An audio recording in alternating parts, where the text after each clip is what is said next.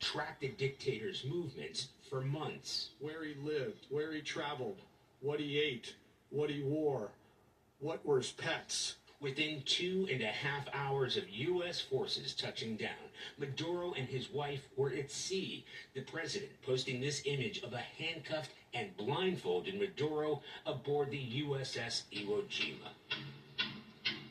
One of the U.S. helicopters was hit and some U.S. soldiers were injured in the raid. On arrival into the target area, the helicopters came under fire, and they replied with that fire with overwhelming force in self-defense.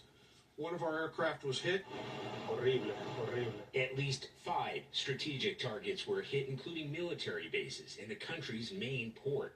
We're going to run the country until such time as we can do a safe, proper, and judicious transition. The president said today the U.S. will take over Venezuela without explaining how that's going to work, how long it could last, or whether U.S. troops would be needed to do it. He also said the U.S. will take over the country's oil reserves. We're going to have our very large United States oil companies, the biggest anywhere in the world, go in, spend billions of dollars, fix the badly broken infrastructure, the oil infrastructure, and start making money for the country. Trump suggested that Venezuela's vice president, now interim president Delcy Rodriguez, will cooperate. But today she denounced the U.S. operation and insisted Maduro is still the head of state. Pentagon officials say this mission was months in the making. Commandos actually built a replica of the Maduro compound in order to rehearse, and around 150 aircraft were involved.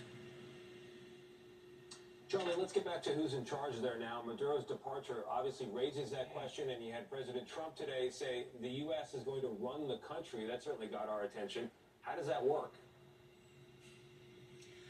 You know, Tony, all afternoon we've been making those phone calls. What does that look like? So the president says he's going to work with this new government, this interim government. He wants to send American oil companies in there, but you have to talk about security. What does that mean in terms of U.S. troops? One thing we do know for certain, the Pentagon tells us I do not that own the rights to this military buildup that you news. over the past few weeks and months. Remember, as usual, wise men, ladies, boys, and girls still seek Jesus. He loves you, and so do I. It's a lot going on, y'all. And believe it or not, this is all about the oil.